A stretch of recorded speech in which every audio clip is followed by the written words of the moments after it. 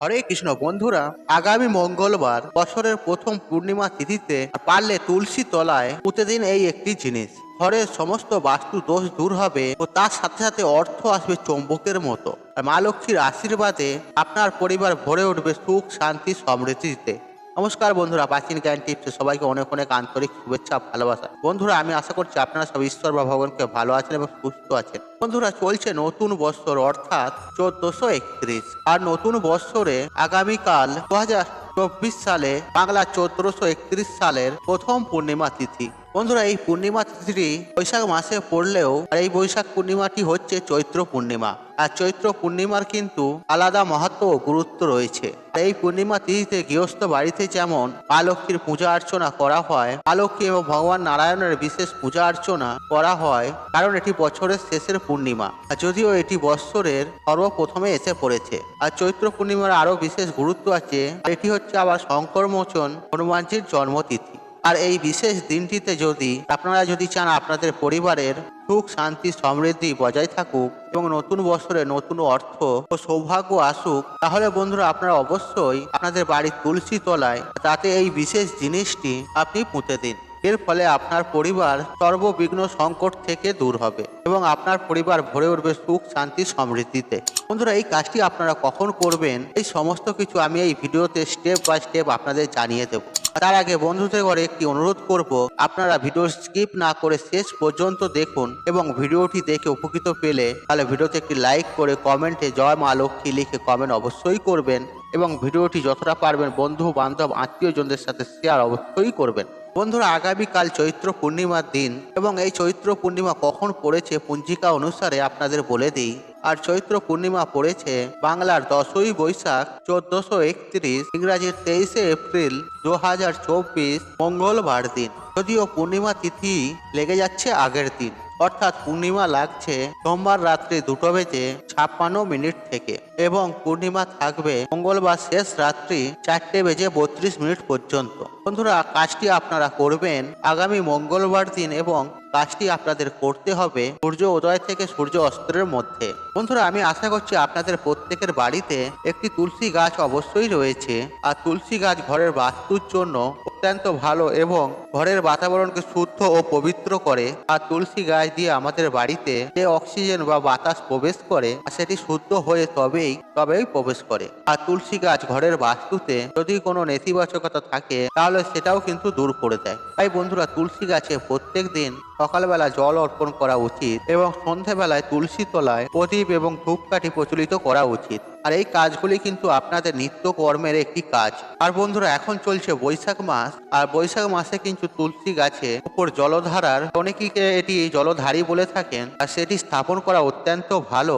বৈশাখ মাসে যে প্রচন্ড তাপমাত্রা হয় তার মধ্যে তুলসী গাছে সারাদিনে জলের প্রয়োজন হয়। আর আমরা সাধারণত সকালবেলায় তুলসী গাছে জল দিয়ে থাকি, আর বৈশাখ মাসে শুধুমাত্র সারা দিন রাত্রি তুলসী গাছে জল দেওয়া কিন্তু অত্যন্ত ভালো। তাই বন্ধুরা, বৈশাখ মাস চলাকালীন কিন্তু যদি আপনারা এখনো জলধারী স্থাপন না করে থাকেন তাহলে আমি বলবো অবশ্যই আপনারা জলধারী স্থাপন করুন। বন্ধুরা, এই পূর্ণিমা তিথিটি অত্যন্ত শুভ, তাই আপনারা চান যদি মা লক্ষ্মীর আশীর্বাদ পেতে তাহলে কিন্তু এই দিন খুব সকাল সকাল ঘুম থেকে উঠে পড়বেন। আর বিশেষ করে চেষ্টা করবেন সূর্য উদয়ের আগে ঘুম থেকে ওঠার। আর যদি আপনি চান আপনার ঘরের বাস্তু দোষ ঠিক হোক এবং পরিবারের অর্থ আকর্ষিত হয়ে আসে, তাহলে বন্ধুরা আপনাকে প্রথমে সকাল সকাল ঘুম থেকে ওঠার অভ্যেস করতে হবে এবং ঘুম থেকে উঠেই প্রভু নারায়ণ, মা লক্ষ্মীর নাম আপনারা মনে মনে জপ করবেন এবং তারপরেই আপনারা শয্যা ত্যাগ করবেন। আর বন্ধুরা, সেদিন অবশ্যই বাড়ি ঘর তোর পরিষ্কার পরিচ্ছন্ন রাখবেন। বন্ধুরা, মা লক্ষ্মী এমন কোনো ঘরে আসেন না যে ঘর পরিষ্কার পরিচ্ছন্ন থাকে না।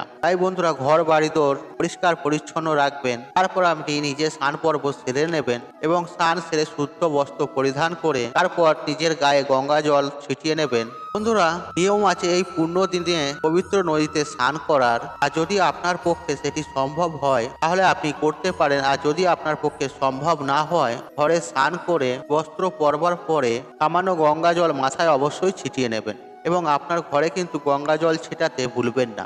আর ঘরের মুখ্য দরজায় অবশ্যই সেদিন 1 ঘটি জল ঢেলে দেবেন এবং তারপর সারা ঘরে গঙ্গা জল ছিটিয়ে দেবেন। পরিষ্কার শুদ্ধ বস্ত্র পরে আপনি চলে আসবেন আপনার ঠাকুর ঘরে। আর ঠাকুর ঘরে সেদিন আপনি অবশ্যই মা লক্ষ্মী এবং ভগবান নারায়ণের পূজা অর্চনা অবশ্যই করবেন। আর হলুদ ফুল দিয়ে মা লক্ষ্মী ও ভগবান নারায়ণের পূজা অর্চনা করবেন। বন্ধুরা, হলুদ রঙের মিষ্টিও আপনারা অর্পণ করতে পারেন। আর সেদিন অবশ্যই একটি ঘিয়ের প্রদীপ প্রচলিত করবেন। তাছাড়া আপনার সাধ্য মতন নৈবেদ্য সাজিয়ে দেবেন এবং প্রদীপ ধূপকাঠি ধরিয়ে মা লক্ষ্মী এবং ভগবান নারায়ণের পূজা অর্চনা করে নেবেন। আপনারা চাইলে আলাদাভাবে একটি কাঠের জলচৌকি পেতে তার উপরও মা লক্ষ্মী ও ভগবান নারায়ণের আপনি বসাতে পারেন। বন্ধুরা, যদি চান আপনারা ঠাকুরের সিংহাসনে পুজো করতে পারেন। তাই পুজো কিন্তু অবশ্যই করবেন বন্ধুরা। মা লক্ষ্মী এবং ভগবান নারায়ণকে আসন দেওয়ার পর প্রদীপ ধূপকাঠি জ্বালিয়ে দিয়ে একটি অক্ষত পান মা লক্ষ্মী এবং ভগবান নারায়ণের সামনে আপনারা নিবেদন করবেন। আর দেখবেন পানটির মধ্যে কোনো ছেঁড়া ফাটা না থাকে, কোনো খুঁত না থাকে। আর সেই পান দুটির ওপর কিছু মঙ্গল সামগ্রী নিবেদন করবেন। এই মঙ্গল সামগ্রীগুলো ভগবানকে নিবেদন করা গৃহস্থ বাড়ির জন্য অত্যন্ত ভালো। আর এগুলি সুখ শান্তি সমৃদ্ধি নিয়ে আসে গৃহস্থ বাড়িতে।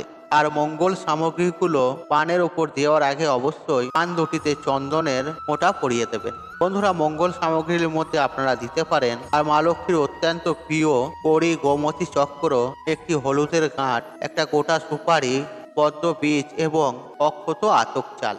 বন্ধুরা, আপনাদের ঘরে যে সামগ্রীগুলো কথা বললাম আপনারা চেষ্টা করবেন অন্তত পক্ষে 3টি মঙ্গল সামগ্রী মা লক্ষ্মী এবং ভগবান নারায়ণের উদ্দেশ্যে দিতে।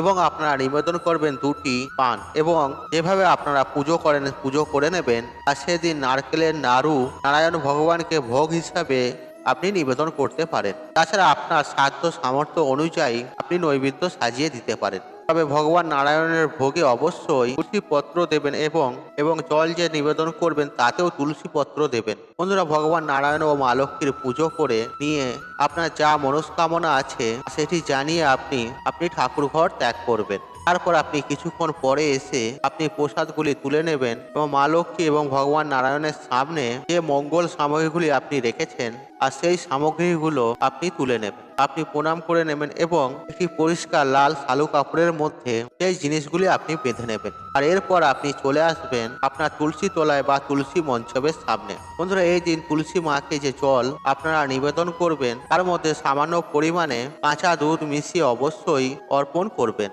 আর কাঁচা দুধ মেশানো জল অর্পণ করবেন। অবশ্যই একটি ফুল দেবেন এবং তারপর তুলসী তলায় তারপর সেই জিনিসগুলি আপনি হাতে নিয়েছেন সেগুলি তুলসী তলার গোড়ায় পুঁতে দেবেন। বন্ধুরা, এই কাজটি আপনারা সন্ধ্যাবেলায় করবেন না। আর এই কাজটি আপনাকে করতে হবে সূর্যের আলোতে। কারণ সন্ধ্যাবেলায় যখন আমরা সন্ধ্যা দিই তখন কিন্তু তুলসী গাছের গোড়ায় হাত দেওয়া মানা থাকে। আর তুলসী গাছে যখন তখন হাত দেওয়া উচিত নয়, এতে কিন্তু ঘোর পাপ লাগে। আর তুলসী গাছে হাত দেওয়ার জন্য সর্বোত্তম সময় হচ্ছে স্নান সেরে শুদ্ধ বস্ত্র পরিধান করে এবং যখন সূর্য উদয় হয়ে গেছে আর সেই সময় তুলসী গাছে জল নিবেদন করা উচিত।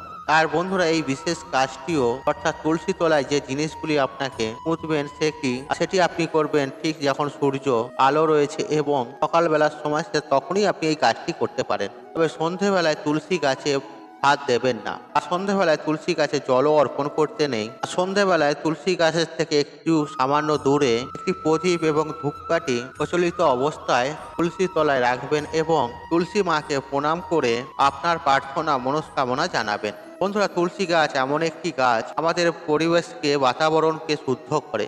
কোনো বাড়ির বাস্তুতে যদি কোনো দোষ থাকে তাহলে তুলসী গাছ সেই বাড়ির বাস্তু দোষকে সঠিক করে। তবে তুলসী গাছকে কিন্তু বাড়িতে সঠিক জায়গায় রাখবেন। একটি বাড়ির উত্তর পূর্ব কোণ বা উত্তর পূর্ব দিক হচ্ছে তুলসী গাছ রাখার জন্য সব থেকে উত্তম জায়গা। তাই সেরকম দিকে তুলসী গাছ রাখবেন। আর বাসি কাপড়ে কখনোই তুলসী গাছে হাত দেবেন না এবং কি তুলসী পাতা তোলার সময় নখ দিয়ে তুলসী পাতা তুলবেন না। তুলসী গাছের পাশে কোনো ডাস্টবিন আবর্জনা ফেলে রাখবেন না। আর তুলসী গাছের পাশে ক্যাকটাস জাতীয় গাছ বা কাঁটা জাতীয় গাছ লাগাবেন না। বন্ধুরা, যে বাড়িতে তুলসী গাছ সতেজ এবং সবুজ থাকে সেই বাড়িতে মা লক্ষ্মী এবং প্রভু নারায়ণের আশীর্বাদ সদা সর্বদাই থাকে। আর যে বাড়িতে ভগবান নারায়ণের আশীর্বাদ বজায় থাকে সেই বাড়ির ওপর সন্তুষ্ট থাকে মা লক্ষ্মী।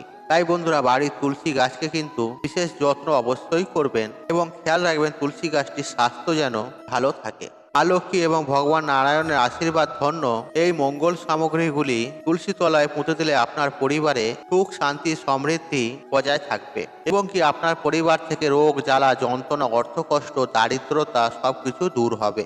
বন্ধুরা, এই দিনটি আবার হনুমানজির জন্মদিন। আর হনুমানজি ছিলেন প্রভু শ্রী রামের সবচেয়ে বড় ভক্ত। আর প্রভু শ্রী রাম হচ্ছে নারায়ণের সপ্তম অবতার। তাই বন্ধুরা, যদি আপনারা এই বিশেষ তিথিতে মা লক্ষ্মী এবং ভগবান নারায়ণের পুজো গৃহস্থ বাড়িতে করেন, তাহলে গৃহস্থ বাড়িতে সমস্ত রকমের আপদ বিপদ এবং সংকট সবকিছু দূর হবে। তাই বন্ধুরা, এই বিশেষ কাজটি অবশ্যই আপনারা করবেন। আর যদি সম্ভব হয়, আপনার নিকট কোনো হনুমান মন্দিরে গিয়ে লাড্ডু নিবেদন করবেন এবং চামেলি তেলের প্রদীপ একটি প্রচলিত করবেন, তাহলেও এতে অত্যন্ত ভালো ফল পাবেন। হনুমানজির আশীর্বাদ সদা সর্বদাই আপনার পরিবারের ওপরে থাকবে। বন্ধুরা, আশা করছি এই ভিডিওটি আপনাদের ভালো লেগেছে। তাহলে ভিডিওতে একটি লাইক করুন, একটি কমেন্ট করুন, শেয়ার করুন এবং বন্ধু বান্ধব আত্মীয়জনদের সাথে শেয়ার অবশ্যই করুন। মনে রাখবেন, আপনার একটি শেয়ার অনেক মানুষ লক্ষ্য করে তুলতে পারে। আর আপনি যদি আমার চ্যানেলে নতুন হয়ে থাকেন, তাহলে চ্যানেলটি অবশ্যই সাবস্ক্রাইব করুন এবং পাশে থাকা নোটিফিকেশন অন রাখুন, কারণ নিত্য নতুন ভিডিও সবার আগে দেখার জন্য। ঈশ্বর আপনার মঙ্গল করুক, আপনি সুস্থ থাকুন, আপনার দিন মঙ্গলময় হোক। হরে কৃষ্ণ কৃষ্ণ কৃষ্ণ হরে হরে।